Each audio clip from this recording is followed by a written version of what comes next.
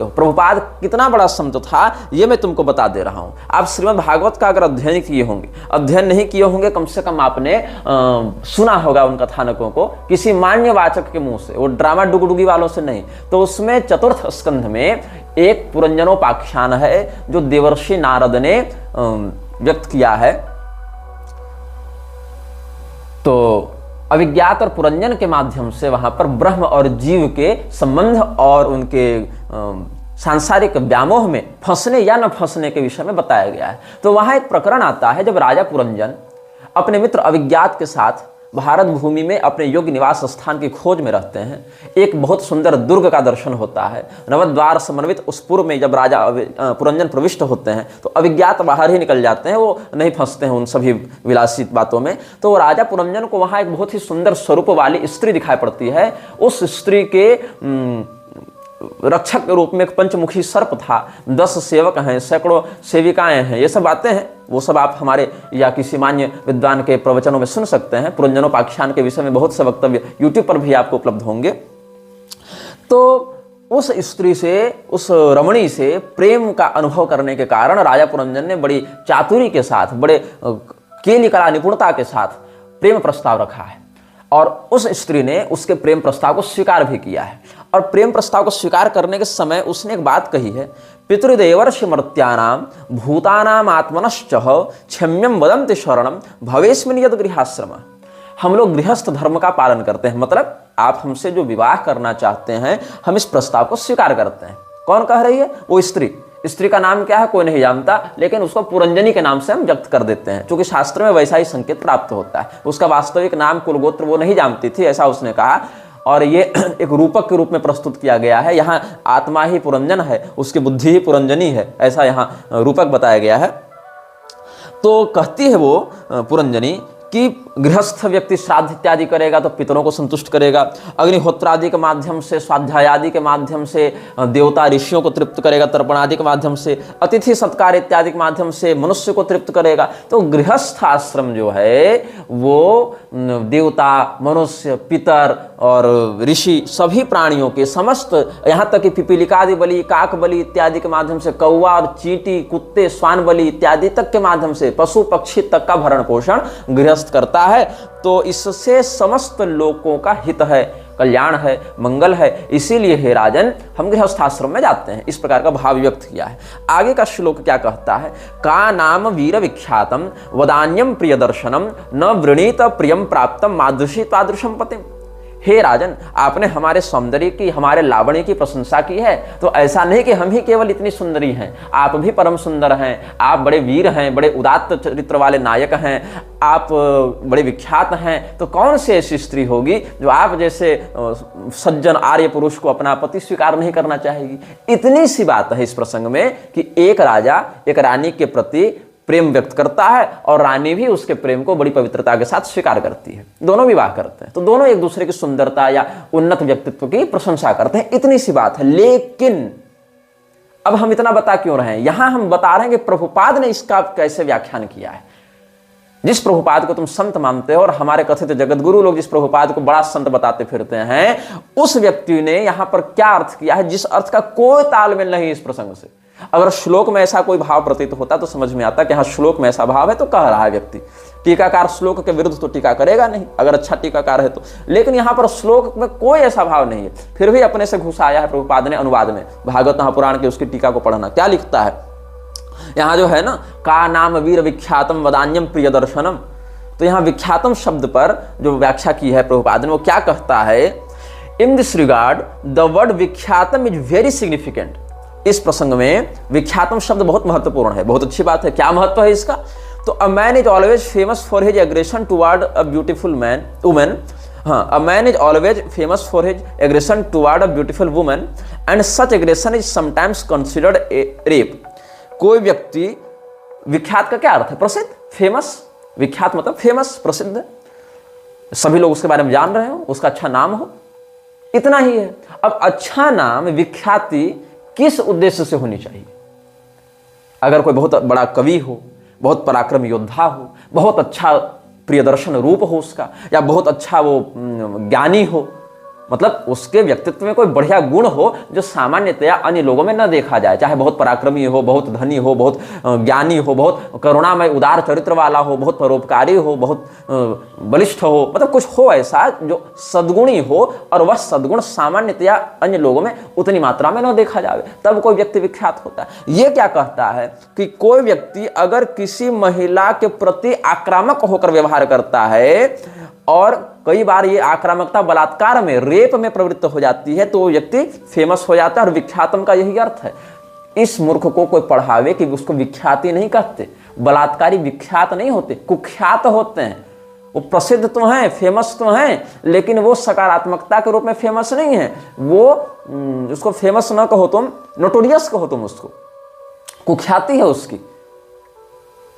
मतलब वो गलत काम करने के लिए फेमस हो रहे हैं, वो नोटोरियस हैं, कुख्यात हैं, विख्यात नहीं है। और यहां पर राजा पुरंजन को उदार चरित्र वाला बताया गया है, वदान्य बताया गया है कि कौन सी ऐसी स्त्री होगी जो आप जैसे महापुरुष को अपना पति न बनाना चाहेगी। इतना ही नहीं रुका प्रभुपाद, इसकी मेंटेलिटी देखो आगे क्या लिखता है। Although rape is not legally allowed, यद्यपि कानूनी रूप से बलात्कार का समर्थन नहीं किया गया है या बलात्कार को प्रोत्साहित नहीं किया गया, अनुमति नहीं दी गई, फिर भी इट इज अ फैक्ट, ये फैक्ट बता रहा है, it is a fact that a woman likes a man who is very expert at rape. ये क्या कहता है कि औरत, यहां पर औरत ही कहूंगा, औरत हालांकि एक अच्छा शब्द नहीं है, लेकिन इसकी भाषा में वही है कि जो स्त्री बलात्कार करने वाले पुरुष के प्रति आकर्षित हो, मतलब वो भी मानसिक रूप से स्वस्थ नहीं है।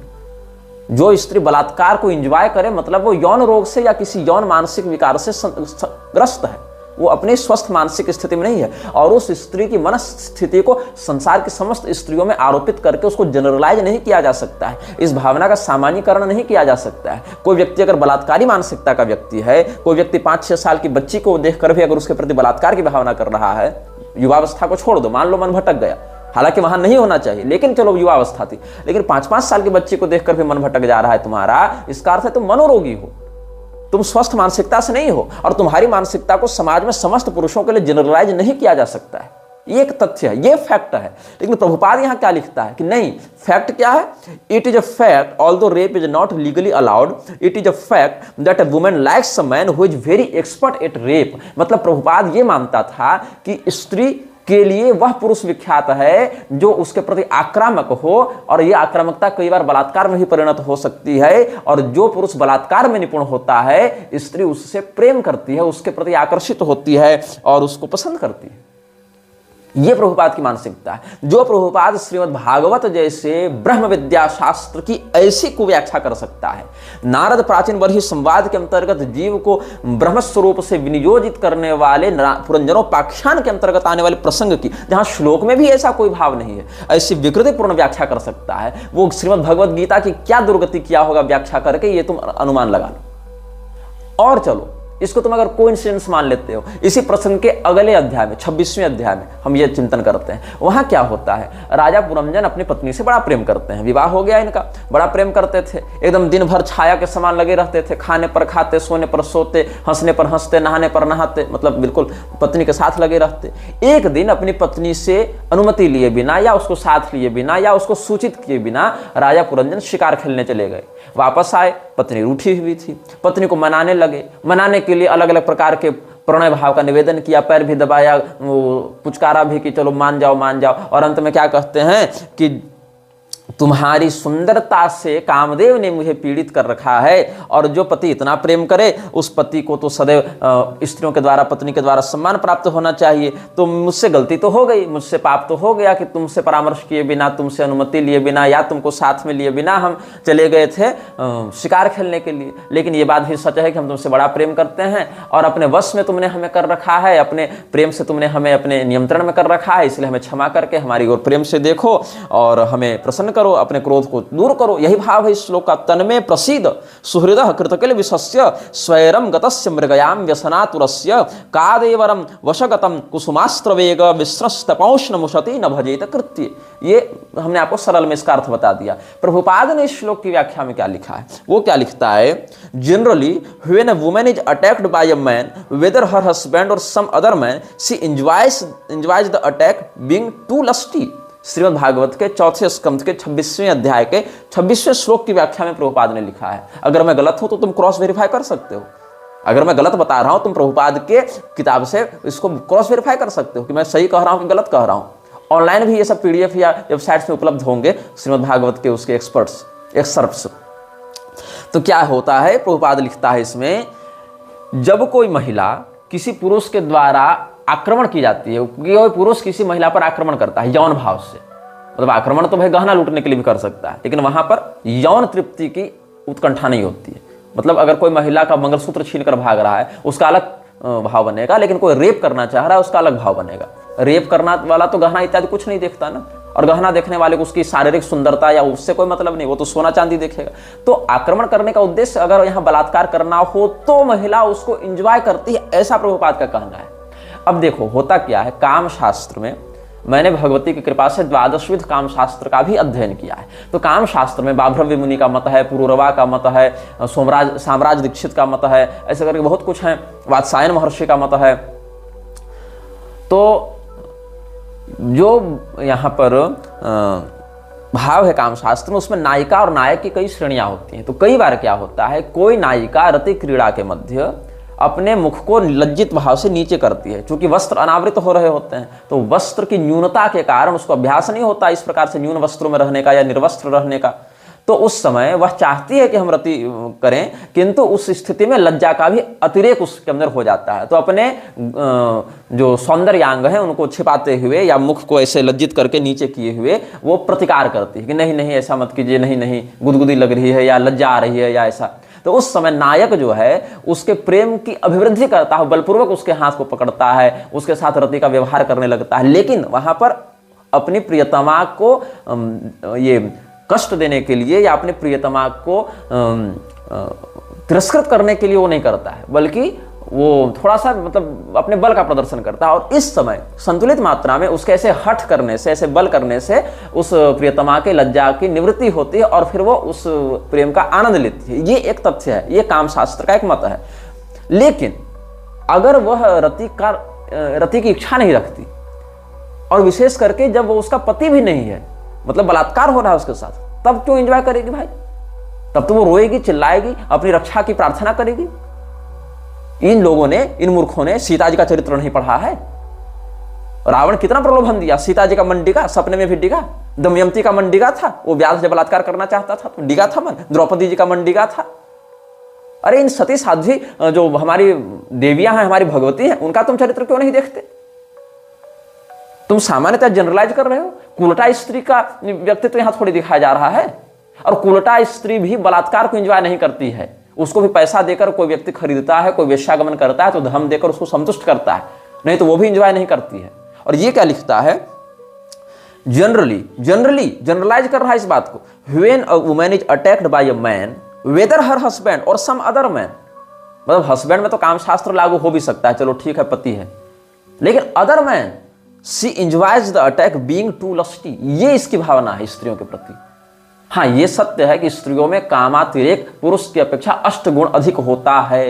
ये बात भी सत्य है कि स्त्री अगर दुष्ट चरित्रा हो जावे तो समस्त पुरुषों को भी दुष्ट चरित्र बना सकती है। मान लो किसी मोहल्ले में 10 घर हैं, उस 10 घर में एक घर जो है वो एक वेश्या के प्रति आकर्षित होने वाला या दुष्चरित्र पुरुष का है, तो उस एक दुष्चरित्र पुरुष के मन में जो विकृति है उसके कारण 10 घर की महिलाएं, बाकी 9 घर की महिलाएं भी दुष्चरित्र हो जाएं, ऐसा आवश्यक नहीं है।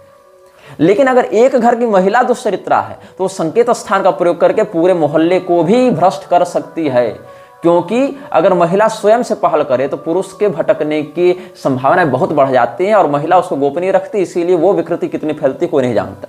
व्यभिचार को महिला ही छिपाकर प्रश्रय देती है, ये सत्य है। अगर महिला अपने चरित्र पर निष्णात रहे तो अगर उसके साथ कोई बलात्कार करने आ भी जाए तो वो छिपेगा नहीं, वो दंडित होगा समाज के द्वारा, वो पर्दा उसका खुल जाएगा। लेकिन अगर वही छिपाने पर आ जावे, वही अगर प्रोत्साहित करने लग जावे तो सैकड़ों पुरुषों को व्यभिचारी बना सकती है। और अगर सच्चरित्रा तो एक ही पुरुष के व्यभिचार के इसमें प्रस्तावन पर उसका जो है वो जीवन बिगाड़ देगी, ये बात होती है। लेकिन प्रभुपाद ने क्या कहा, दोनों बातों का आप देखें, 25वें अध्याय के 40-41 श्लोक और 26वें अध्याय के 26वें श्लोक, चौथे स्कंद से बता रहा हूं। क्या लिखता है, In this regard, the word Vikhyatam is very significant. A man is always famous for his aggression toward a beautiful woman, and such aggression is sometimes considered rape. Although rape is not legally allowed, it is a fact that a woman likes a man who is very expert at rape. Generally, when a woman is attacked by a man, whether her husband or some other man, she enjoys the attack, being too lusty. ये विचार हैं प्रभुपाद के।